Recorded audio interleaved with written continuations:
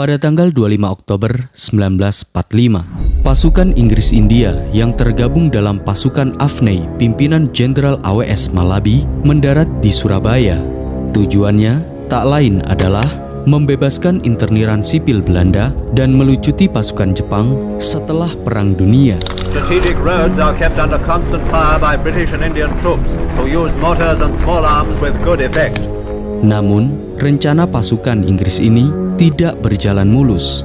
Pasalnya, para pejuang enggan memberikan senjata rampasan mereka, sehingga ultimatum pun diluncurkan dan pertempuran yang berlangsung selama 3 hari pun juga tidak bisa terhindarkan.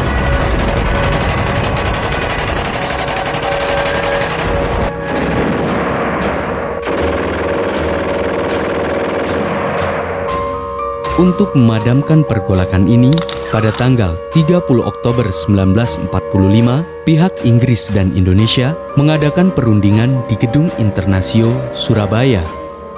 Namun, setelah selesainya perundingan, di luar Gedung Internasio terjadi insiden saling tembak-menembak antara pasukan Inggris dan Indonesia. Dan di saat itu juga, salah satu pemuda menembak Komandan Batalion 49 India, Brigadir Jenderal AWS Malabi, saat berada di dalam mobil. Akibatnya, Jenderal Malabi pun tewas seketika dan pertempuran pun kian semakin membara hingga malam hari. Tewasnya Jenderal Malabi ini, menurut beberapa ahli, merupakan salah satu penyebab meletusnya pertempuran 10 November 1945. Lantas, benarkah demikian? Bagaimana peristiwa 10 November 1945 itu bisa terjadi? Dan apakah pihak Indonesia menang dalam pertempuran 10 November 1945? Kita bangsa Indonesia yang ada di Surabaya ini akan menerima tantangan tentara Inggris itu.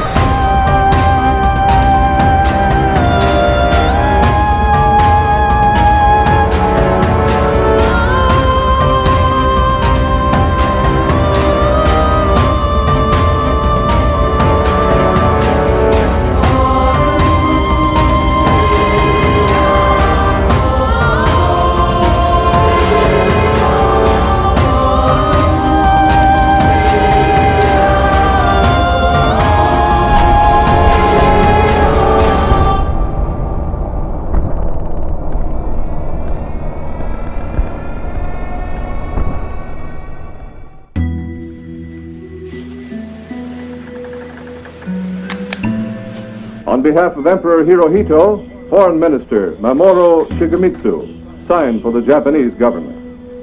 Japan accepted unconditional surrender according to the provisions of the Potsdam Declaration.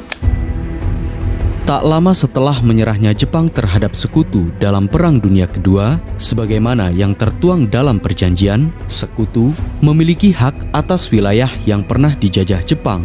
Salah satunya yakni Indonesia, yang rencananya akan diserahkan kepada pemerintahan sipil Nika. Di Indonesia, untuk mengambil kesempatan ini, Soekarno dan Hatta memproklamirkan kemerdekaan Indonesia pada tanggal 17 Agustus 1945.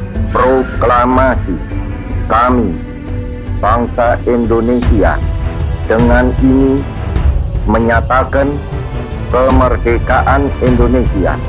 Sebagai bangsa yang baru merdeka, semangat euforia rakyat Indonesia kian bergema di seluruh negeri, terutama di wilayah Surabaya. Sehingga pada tanggal 19 Agustus 1945, Kresidenan Surabaya mengangkat RTM Suryo menjadi Gubernur Jawa Timur dan R. Sudirman sebagai Kepala Residen Surabaya.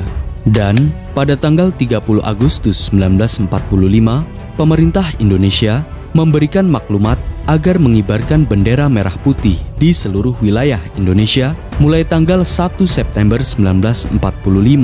Dan pada tanggal 2 September 1945, Badan Keamanan Rakyat atau BKR wilayah Surabaya dibentuk dan dikepalai oleh Mustopo. British troops have had to take a hand in dealing with the situation in Java, but as Mr. Attlee has said, we do not desire to be unnecessarily involved in the political affairs of non-British territories and our object is to withdraw British troops as soon as circumstances permit.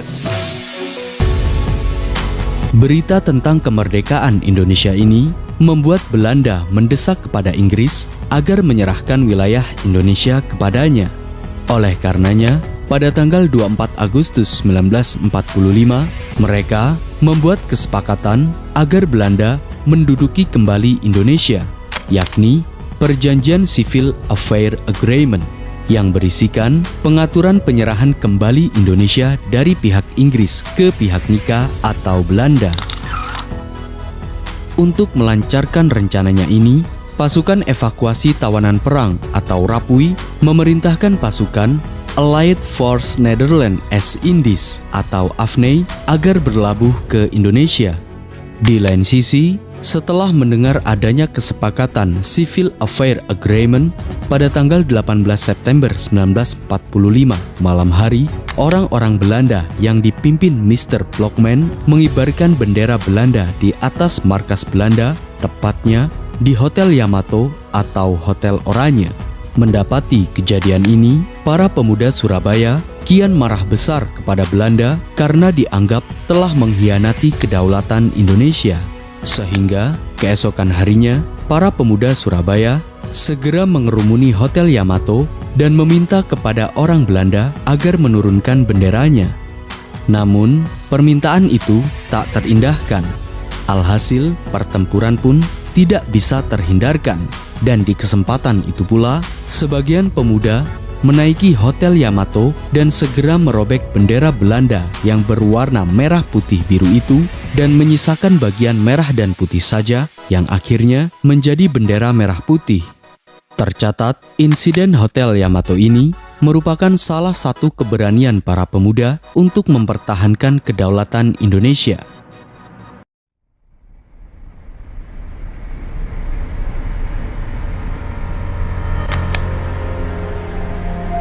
Sebagai pengemban tugas perjanjian Civil Affair Agreement, pada tanggal 29 September 1945, pasukan AFNI yang dipimpin Letnan Jenderal Sir Philip Christison datang ke Jakarta dengan berbagai tugas. Di antaranya, mengevakuasi dan melucuti senjata Jepang, membebaskan tawanan sipil interniran, serta mempertahankan keadaan yang ada di Indonesia sebagai status quo. Secara tidak langsung, para pimpinan di Jakarta, termasuk Soekarno dan Hatta, menjadi tawanan pasukan AFNI. Merespon kondisi ini, para pemuda Surabaya, terutama TKR Surabaya, mempersiapkan diri bila kemungkinan Belanda akan kembali datang untuk menjajah. Oleh karenanya, para pemuda segera memperkuat pertahanan rakyat dengan persenjataan yang lengkap. Hanya saja, para pemuda Surabaya tidak cukup banyak dalam persenjataan. Pada akhirnya, mereka berinisiatif untuk merampas senjata milik interniran dan pasukan Jepang. Setidaknya, sebagaimana dalam perebutan senjata Jepang di Surabaya tahun 1945, pada tanggal 1 hingga 3 Oktober 1945, para pemuda Surabaya yang tergabung dalam BPI, mantan PETA, PRI, hingga pasukan Hizbullah berhasil merampas senjata di beberapa tempat di Surabaya. Di antaranya di Gedung Penyimpanan Senjata Asia Don Bosco, Gudang Senjata Polisi Istimewa, Gudang Meriam di Gedung Cok, Markas Kohara Butai Gunung Sari, Markas Kenpeitai Jepang, hingga di Markas Kaigun Jepang di Surabaya. Alhasil, mereka berhasil merampas ribuan pucuk senjata, mortir, granat, artileri, meriam, hingga beberapa tank. Selain itu, dengan bantuan pimpinan TKR Mustopo, para pemuda TKR juga berhasil merampas transmitter radio milik Jepang. Alat inilah yang kemudian dimanfaatkan pimpinan Barisan Pemberontak Indonesia atau BPI Bung Tomo untuk menyiarkan orasinya tentang perlawanan terhadap penjajah. Lebih dari itu, untuk membangkitkan semangat para pemuda dan menggalang massa umat Islam, pada tanggal 22 Oktober 1945, Rois Akbar Nahdlatul Ulama atau NU, Kiai Haji Hashim Asy'ari merumuskan satu fatwa tentang perang dan membela tanah air, yakni resolusi jihad. Oleh karenanya, semangat para pemuda Surabaya kian membara. Terlebih, para santri, ulama, dan pemuda luar Surabaya yang datang ke Surabaya untuk menghalangi militer Nika yang saat itu ingin kembali menduduki Surabaya. Di lain sisi, ribuan interniran dan pasukan Jepang nasibnya tidak menentu. Pasalnya, mereka kala itu sudah tidak mempunyai persenjataan dan perlengkapan perang karena sudah dirampas oleh pemuda Surabaya. Oleh karenanya, pasukan evakuasi perang sekutu Rapui memerintahkan Brigade 49 India yang menjadi bagian dari Afnei mendarat di Surabaya untuk mengevakuasi para interniran dan melucuti tentara Jepang. Lebih dari itu, mereka juga bertujuan untuk kembali merampas senjata para pemuda Surabaya.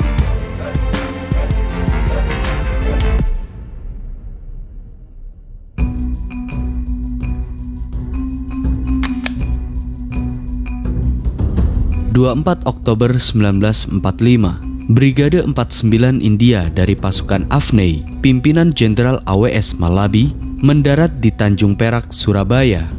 Berbekal lebih dari 6.000 pasukan, mereka bertujuan untuk merampas senjata milik Jepang, membebaskan para interniran, dan melucuti pasukan Jepang. Namun, secara aturan, mereka belum boleh mendarat sebelum mendapatkan izin dari pimpinan Indonesia yang ada di Jakarta. Kondisi inilah yang menyebabkan terjadinya perundingan antara pimpinan pasukan Inggris dengan pimpinan Indonesia yang ada di Surabaya, yang mana kala itu diwakili oleh Gubernur Jawa Timur Suryo, Komandan TKR Surabaya Mustopo, dan lain-lain. Alhasil, berdasarkan beberapa pertemuan yang dilakukan oleh kedua belah pihak, akhirnya disepakatilah. Pertama, pihak Indonesia menyepakati untuk memberikan izin bagi sekutu Inggris untuk memasuki kota Surabaya dan menempati beberapa objek yang sesuai dengan tugas mereka. Kedua, pihak Inggris tidak melibatkan pemerintah sipil Nika maupun tentara Belanda dalam kepentingannya. Ketiga, pihak Inggris meminta agar para masyarakat sipil selain polisi istimewa dan TKR dilarang membawa atau menggunakan senjata agar dapat menjalankan tugasnya dengan baik. Dan yang keempat, antara kedua belah pihak agar membentuk sarana komunikasi, di antaranya kontak biro. Strategic roads are kept under constant fire by British and Indian troops, who use mortars and small arms with good effect. On the city outskirts, British tanks add their weight to the bombardment of strong points. The targets are located as the methodical clearing up goes ahead. Namun, pihak Inggris melanggar perjanjian itu. Pasalnya, mereka menduduki tempat penting di luar kesepakatan, di antaranya kantor pos besar, gedung BPM, pusat otomobil, pusat kereta api, hingga gedung Internasio. Bahkan, pihak Inggris juga menangkap beberapa tokoh pemuda yang ada di Surabaya. Selain itu, pada tanggal 26 Oktober 1945 malam hari, salah satu peleton dari Field Security Section menyerbu penjara Kalisosok untuk membebaskan Kapten Hayer dan para tawanan Belanda yang berada di kompleks Wonokitri. Bahkan, pesawat Dakota milik Inggris terbang ke Surabaya dengan menyebarkan kertas yang berisi ultimatum Inggris. Surat yang telah ditandatangani Mayor Jenderal Houghton ini berisi ultimatum bagi para pasukan Indonesia untuk menyerah kepada pihak sekutu dalam waktu 48 jam. Melihat kondisi ini, para pemuda Surabaya merasa Inggris benar-benar akan menjajah Indonesia. Oleh karenanya, pimpinan TKR Mustopo memerintahkan pasukannya dan rakyat Surabaya agar segera menghalangi tindakan Inggris. Alhasil, berbagai perlawanan rakyat Surabaya pun kian muncul di berbagai wilayah. Pada tanggal 27 Oktober, tepat pukul 2.00 waktu Indonesia Barat, misalnya, terjadi kontak senjata antara pasukan pemuda PRI dan pasukan Gurkha Inggris.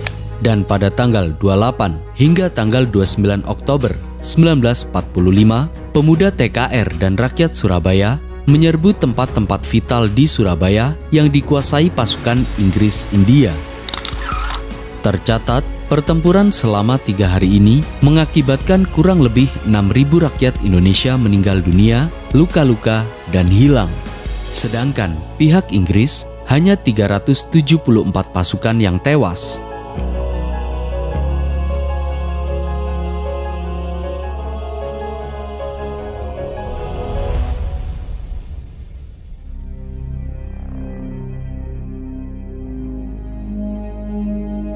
Karena berbagai kekacauan yang terjadi, pada tanggal 29 Oktober 1945, pimpinan AFNEI, Letjen Philip Christison, meminta bantuan kepada Presiden Soekarno untuk meredakan situasi. Akhirnya, sore harinya, Presiden Soekarno, Hatta, dan Menteri Penerangan Amir Syarifuddin tiba di Surabaya dan kemudian melakukan perundingan untuk meredam kemarahan pemuda Surabaya.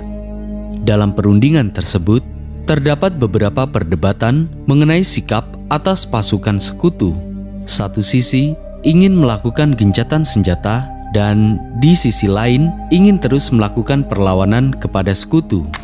Dan setelah Presiden Soekarno melakukan pertemuan dengan Malabi, akhirnya kesepakatan gencatan senjata pun tercapai. Namun, para perwira TKR dan sekutu tidak setuju akan gencatan senjata itu. Alhasil, esok harinya atau pada tanggal 30 Oktober 1945, Mayor Jenderal Houghton mendarat di Surabaya dan melakukan perundingan gencatan senjata di Gedung Internasio dengan Soekarno, Hatta, Amir Syarifuddin, dan termasuk Jenderal Malabi. Dalam pertemuan itu, mereka menghasilkan gencatan senjata dengan berbagai kesepakatan. Di antaranya, pertama, pamflet ultimatum tidak berlaku. Kedua, tentara TKR diakui oleh sekutu. Ketiga, seluruh kota Surabaya kecuali wilayah interniran tidak dijaga lagi oleh sekutu. Dan yang keempat, dibentuk biro kontak antara kedua belah pihak. Akhirnya, setelah persetujuan gencatan senjata tercapai, siang harinya, para tokoh nasional termasuk Soekarno dan Hatta pergi meninggalkan Surabaya.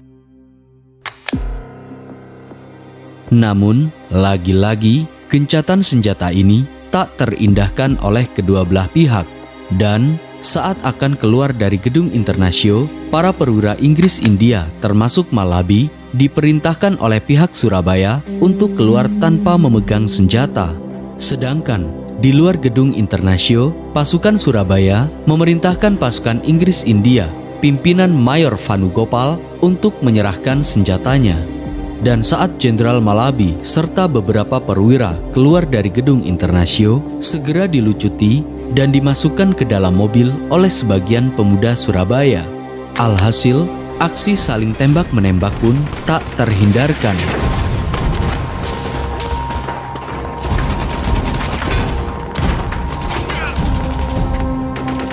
Ironisnya, di tengah insiden konfrontasi ini, salah seorang pemuda menembak Jenderal Malabi dengan 4 kali tembakan.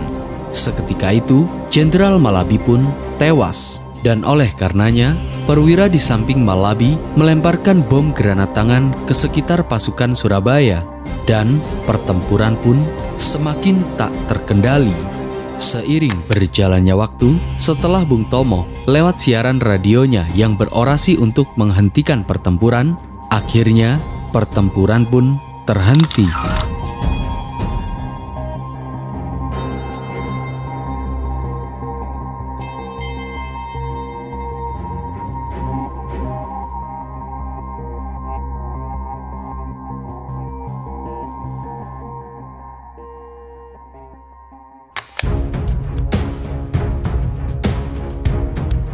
Setelah mendengar laporan tentang kematian Jenderal Malabi, Letjen Philip Christison mengeluarkan ancaman kepada Indonesia. Dan secara diam-diam, tentara sekutu memperkuat posisinya. Pada tanggal 1 November 1945 misalnya, Laksamana Muda Peterson dengan kapal perang HMS Sussex, kapal Cairn dan Cavalier tiba di Surabaya dengan kekuatan 15.000 pasukan.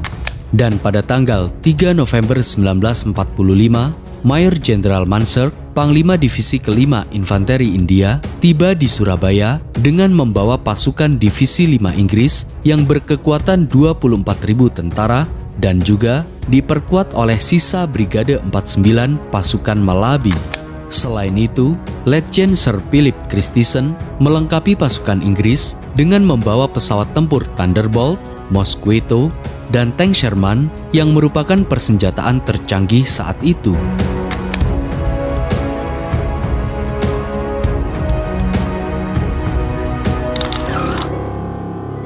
Dengan berbagai dalih yang ada, pada tanggal 9 November 1945, Maijen Mansur mengeluarkan sebuah ultimatum kepada pihak Indonesia. Sekitar jam 1 siang, sebuah pesawat sekutu menyebarkan pamflet ultimatum ke Surabaya. Ultimatum ini berisi di antaranya, pertama, pemimpin Indonesia yang ada di Surabaya harus melaporkan diri. Kedua, seluruh senjata yang dimiliki oleh pihak Indonesia yang ada di Surabaya harus diserahkan kepada pihak Inggris. Dan yang ketiga, pimpinan Indonesia yang ada di Surabaya harus menandatangani sebuah pernyataan bahwa mereka menyerah tanpa adanya syarat. Jika tidak mengikuti permintaan Inggris, Surabaya akan dihancurkan. Para pemimpin Republik sadar bahwa Inggris tidak main-main. Akhirnya, Muhammad Hatta bernegosiasi dengan pimpinan Inggris. Namun, Letnan Jenderal Philip Christison tidak mengindahkan permintaan itu. Di lain sisi, rakyat Surabaya yang kala itu sudah marah tidak takut menghadapi Inggris. Sebagai balasannya, pihak Indonesia juga mengeluarkan ultimatum kepada Inggris dan seruan perang kepada rakyat untuk melawan Inggris. Bismillahirrahmanirrahim. Merdeka! Saudara-saudara, rakyat jelata di seluruh Indonesia, terutama saudara-saudara penduduk kota Surabaya. Kita semuanya telah mengetahui bahwa hari ini tentara Inggris telah menyebarkan pamflet-pamflet yang memberikan suatu ancaman kepada kita semua. Saudara-saudara, kita semuanya, kita bangsa Indonesia yang ada di Surabaya ini akan menerima tantangan tentara Inggris itu. Selama banteng Indonesia masih mempunyai darah merah yang dapat membuat setaris kain putih, merah dan putih, maka selama itu tidak akan kita mau menyerah kepada siapapun juga. Saudara-saudara rakyat Surabaya, siaplah, keadaan genting. Tetapi saya peringatkan sekali lagi, jangan mulai menembak. Baru kalau kita ditembak, maka kita akan ganti menyerang mereka itu. Kita tunjukkan bahwa kita ini adalah benar-benar orang yang ingin merdeka. Dan untuk kita, saudara-saudara, lebih baik kita hancur lebur daripada tidak merdeka. Sebelum kita tetap merdeka atau mati. Berbekal resolusi Jihad NU dan dengan pidato Bung Tomo yang berapi-api, para pemuda Surabaya maupun luar Surabaya yang terdiri dari santri, ulama, TKR, hingga berbagai laskar berkumpul di Surabaya bersiap diri untuk berperang dengan pasukan Inggris India.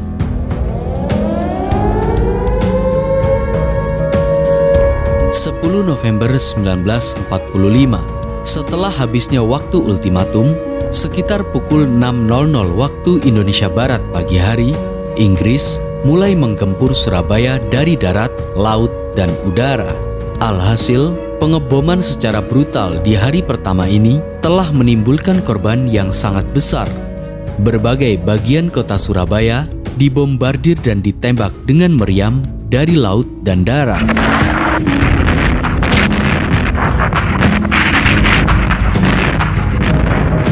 Merespon kondisi ini, rakyat Indonesia juga tak kalah melakukan perlawanan kepada pihak Inggris.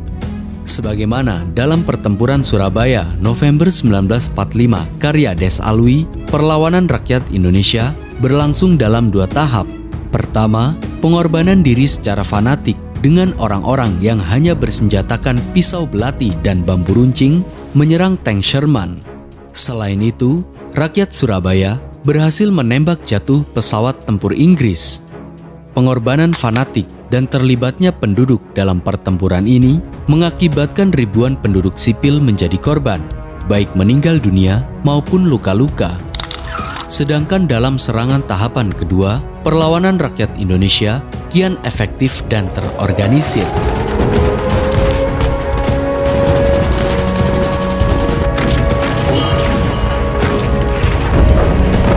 Berbekal keahlian militer di masa penjajahan Jepang dan keunggulan medan perang, perlawanan terus berlanjut dan membuat pasukan Inggris kewalahan. Bahkan, kala itu, dengan seruan orasi Bung Tomo, perlawanan rakyat kian berkobar tiada henti.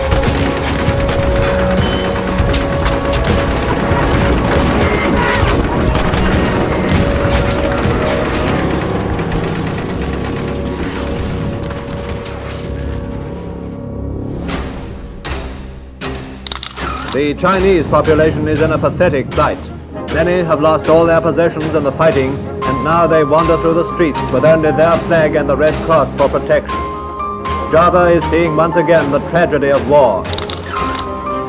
Dalam pertempuran yang berlangsung selama 3 minggu ini, tanpa dipungkiri, menurut beberapa ahli menyatakan bahwa Indonesia kalah dalam pertempuran jika dilihat dari banyaknya korban yang berjatuhan. Sebagaimana dalam sejarah Indonesia modern, tercatat sekitar 6.000 hingga 16.000 rakyat sipil Indonesia gugur dan sekitar 200.000 penduduk lainnya mengungsi keluar Surabaya. Sedangkan di pihak Inggris hanya sekitar 600 hingga 2.000 tentara yang meninggal dunia. Alhasil, peperangan yang berlangsung selama 3 minggu dan karena permainan politik nikah, Indonesia mengalami kekalahan baik dalam peperangan maupun diplomasi. Pada akhirnya, semua alat republik dan sebagian besar penduduk Surabaya diusir keluar kota. Oleh karenanya, Surabaya jatuh ke tangan sekutu dan kemudian diserahkan kepada pihak pemerintahan sipil Belanda atau Nika. Dengan begitu, Nika membentuk pemerintahannya di Surabaya dan sebagai pertahanan, mereka menempatkan tentara Kenil di Surabaya. Tercatat, kota Surabayalah yang pertama kali berhasil diduduki oleh Nika. Meski begitu, perlawanan rakyat Surabaya tidak berhenti hingga tahun 1946. Pertempuran Surabaya 10 November 1945 memang berakhir dengan kekalahan di pihak Indonesia. Akan tetapi, perang besar antara Indonesia dan sekutu ini membuktikan bahwa rakyat Indonesia rela berkorban demi mempertahankan kemerdekaan Indonesia meskipun harus dibayar dengan nyawa.